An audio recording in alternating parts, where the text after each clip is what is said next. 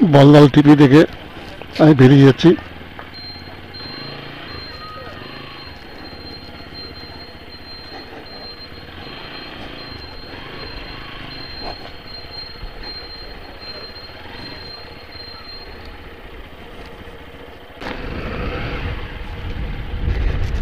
Ballal TV দেখা হয়ে গেছে, এখন বেরিয়ে যাচ্ছি।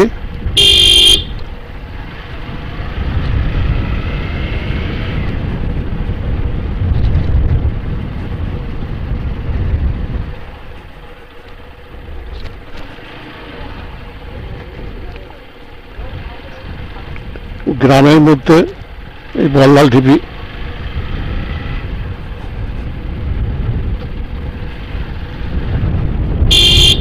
খুবই ন্যারো রাস্তা।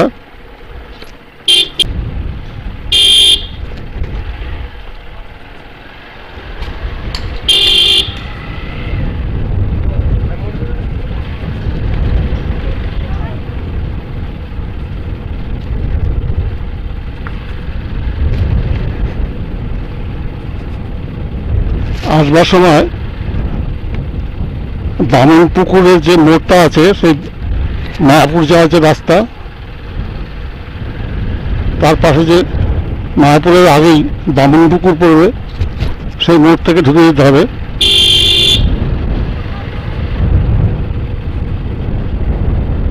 খুব একটা রাস্তা বেশি নয়, হেঁটেও যাওয়া যায়। হেঁটে এই 10-15 লাগবে, আর টোটোতে গেলে খুব বেশি হলে 5 মিনিট। এটাই বামনপুকুরের মোড়। এই লেখা রয়েছে বামনপুকুর।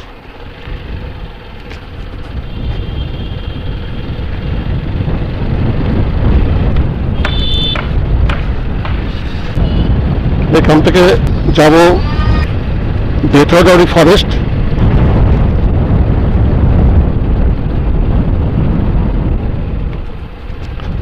অনেকদিন ধরে যাওয়ার ইচ্ছে, আজকে সেই ইচ্ছেটা পূর্ণ করবো আর কি। আমি মায়াপুরে অনেকবার গিয়েছি, যার জন্যে মায়াপুরে আর গেলাম না।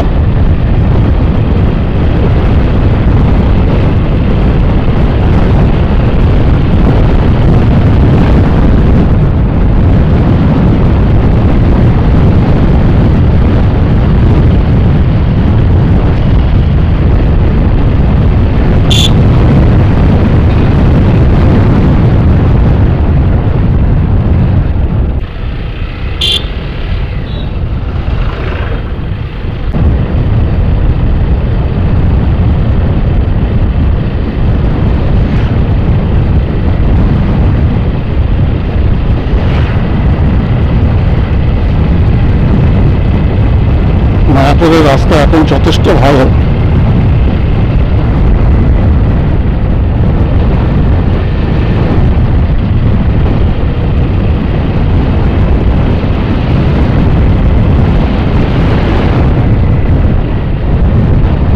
বাঁদিকে একটা ঝিল, সোনাডাঙ্গা।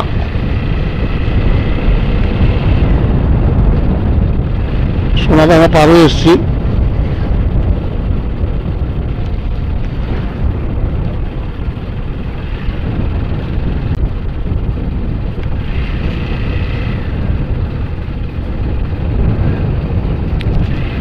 এখনো সোনাডাঙ্গা চলছে। সোনাডাঙ্গা জায়গাটা অনেক বড় জায়গা দেখছি।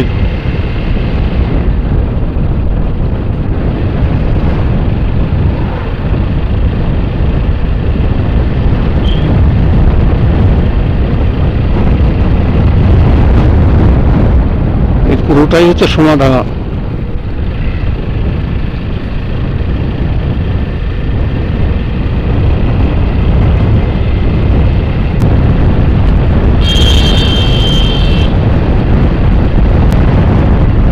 বল্লাল টিভিটা দেখে এসে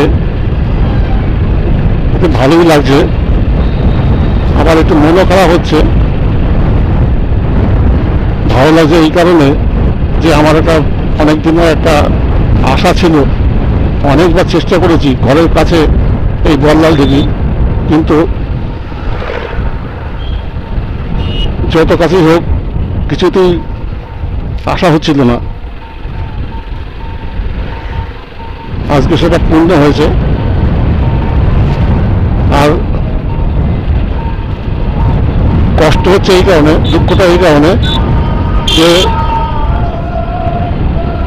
বল্লাল ঢিপিটা আরো সুন্দর হওয়া উচিত ছিল।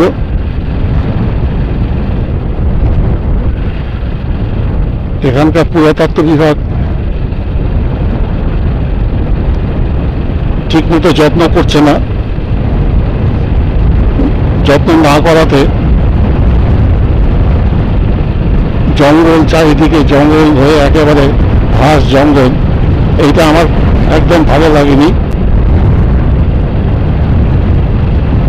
পুরাতত্ত্ব বিভাগের লোকজন যদি আমার ভিডিওটা কেউ অন্তত দেখে, তাদের কাছে আমার একটাই অনুরোধ, নদীয়ার এত সুন্দর একটা নিদর্শনটাকে নষ্ট না করে একটু অন্তত পরিচালনার জন্য কিছু লোক রাখুন।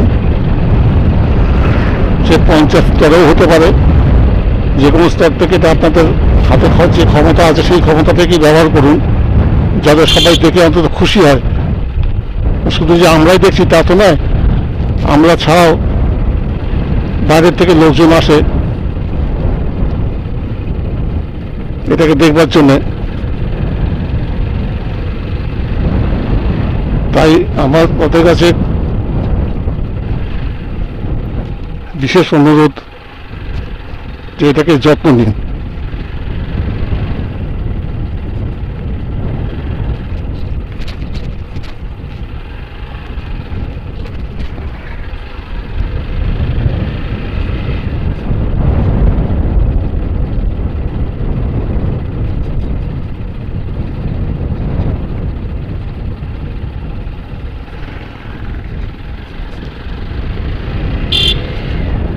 চৌগাছিয়া মোড়ে চলে এলাম।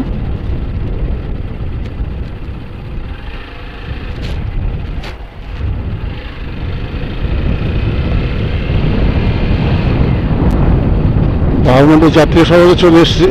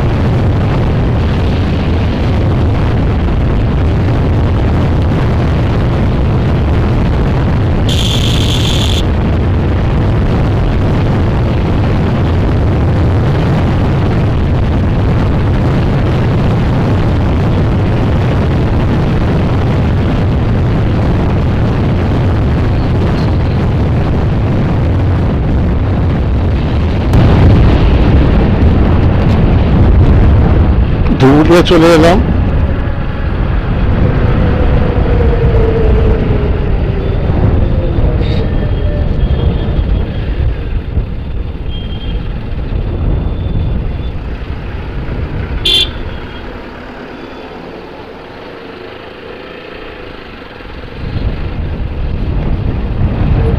ধুবুলিয়া চলে এলাম।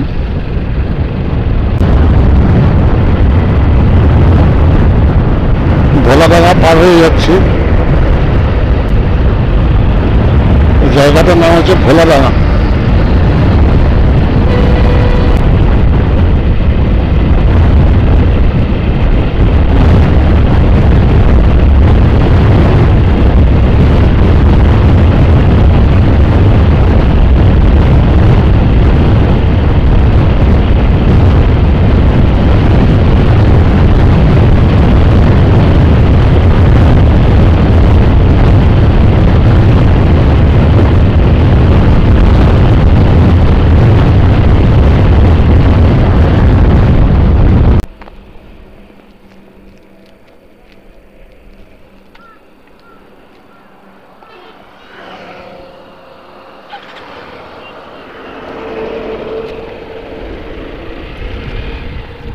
ম্যাপটাকে লাগিয়ে দিলাম,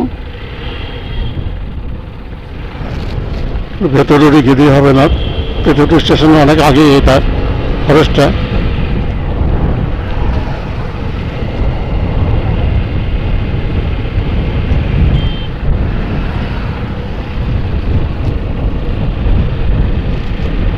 যখন সিঙ্গেল রাস্তা ছিল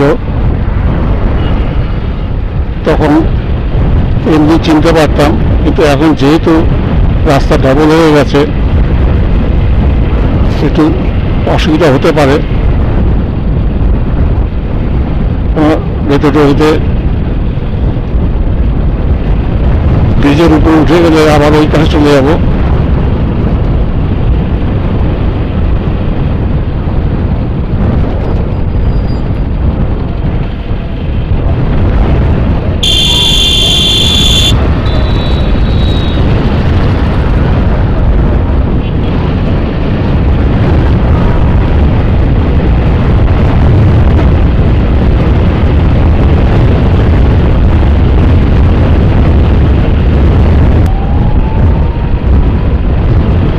ফাঁকা রাস্তা, তাও অ্যাম্বুলেন্সের হর্ন বাজিয়ে চলেছে।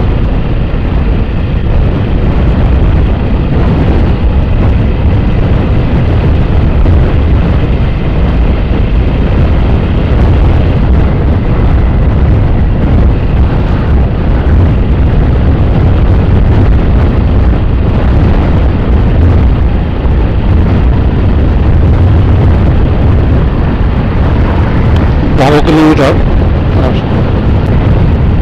মাইলস্টোন লাগানো রয়েছে, তাতে লেখা রয়েছে আর 12 কিলোমিটার বেতোয়াগাড়ি।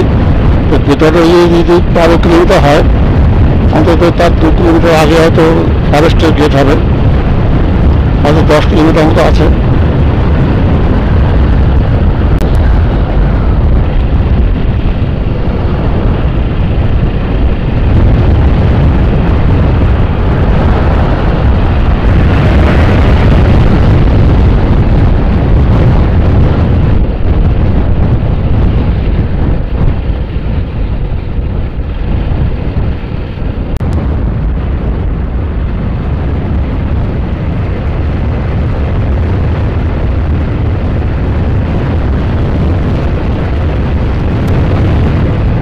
ভেতরে চলে এসেছি, সামনেই ফরেস্টের গেট।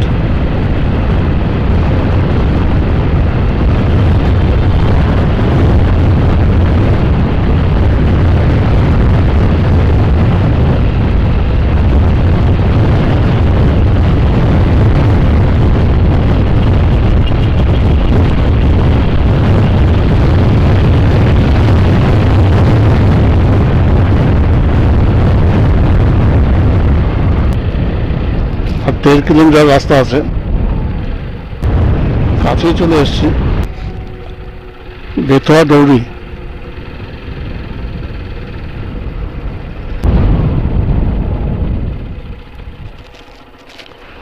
এই বেতোয়া ফরেস্টটা কোথায়?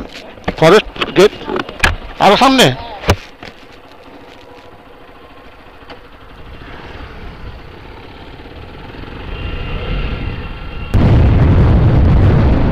লোকটা বললো 1.5 কিলোমিটার, আমার তো মনে হচ্ছে অনেক বেশি।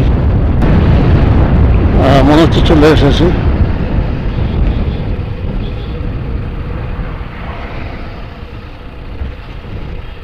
এখানে পার্কিংয়ে রাখি। বেতোয়াগাড়ি অভয় অরণ্যে ঢুকছি। প্রতিজনার টিকিট 100 টাকা, আর মোটরসাইকেল পার্কিং হচ্ছে 30 টাকা।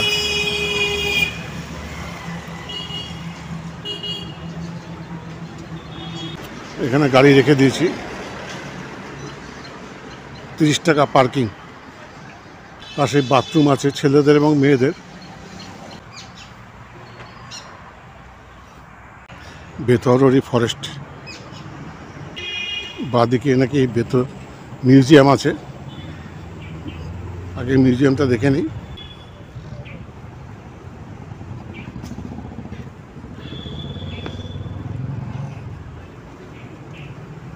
মিউজিয়ামটি বাইরের থেকে তো দেখতে ভালোই লাগছে, এখন ভিতরে কি আছে জানি না, ভিতরে যাই তাহলে বলতে পারবো।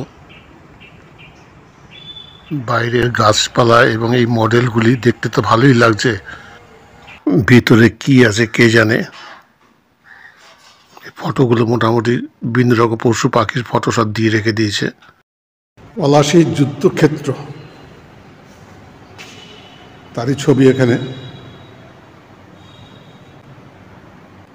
দ্বিজেন্দ্রলাল রায়, তার মূর্তি স্থাপন করা আছে এখানে।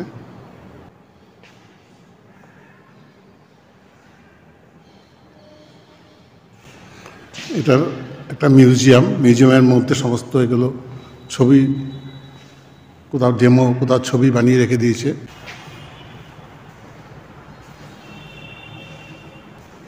মাঠে কৃষকরা কাজ করছে, তারই একটা মডেল বানিয়ে এখানে রেখে দিয়েছে।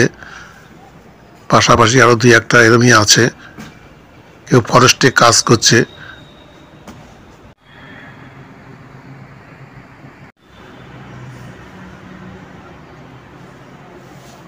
নগর রাজবাড়ির তোরণ দ্বার, যাক মিউজিয়াম থেকে বেরিয়ে তো এলাম, কিন্তু ভালো লাগলো না।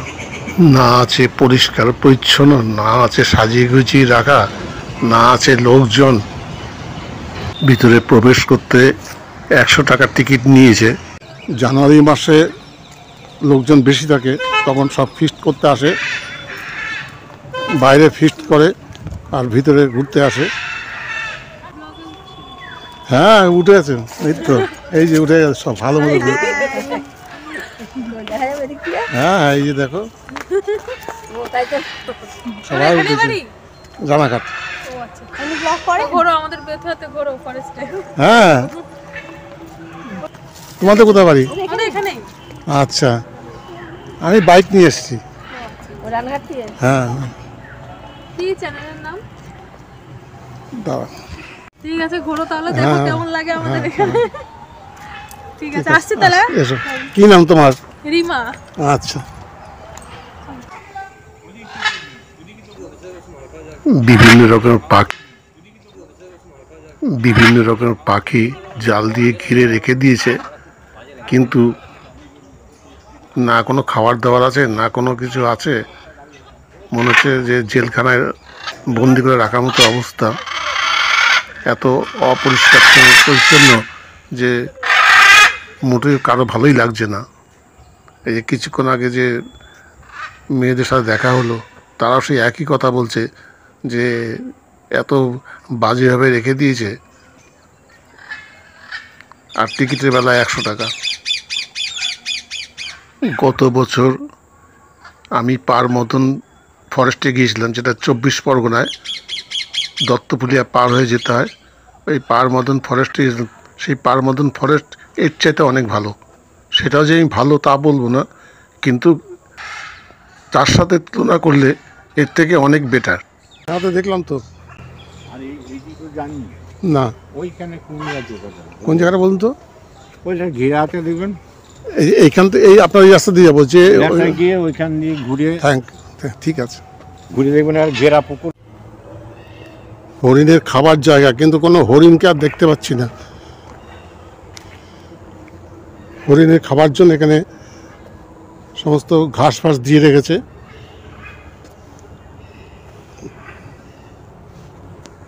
একটা টাওয়ার দেওয়া আছে, টাওয়ারে উঠে দেখবার জন্যে, কিন্তু চারদিকে জঙ্গল এতটাই বেশি যে টাওয়ারে উঠা যে জায়গাটা আছে অতটা পরিষ্কার পরিচ্ছন্ন নয়। তা হরিণ আর দেখতে পাচ্ছি না, জলের মধ্যে, পুকুরের মধ্যে আছে। এখানে এরকম ওই হরিণের খাওয়ার জায়গা করে রেখে দিয়েছে, ঠিক আছে। এখন হরিণ তো নেই, এখন একটাও, হয়তো আসবে, এই টাইমে পাচ্ছি না। না না কিছু নেই গো, তাও দেখে আসো, এসছে যখন 100 টাকার টিকিট। 100 টাকা কম নিচ্ছে না। হ্যাঁ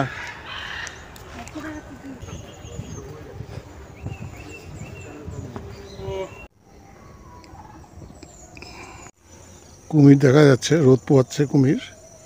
মাত্র 2টো কুমির রোদ পোয়াচ্ছে, আর কিছু এখানে দেখলাম না। মাত্র কিছু হরিণের মডেল আর পাশে কিছু পাখির মডেল রেখে দেওয়া হয়েছে। ওই মডেলগুলো দেখে আমি আশটা মিটালাম। 100 টাকার টিকিটে যদি কিছুটা উসুল করা যায়। এগুলো সব মডেলিং করা।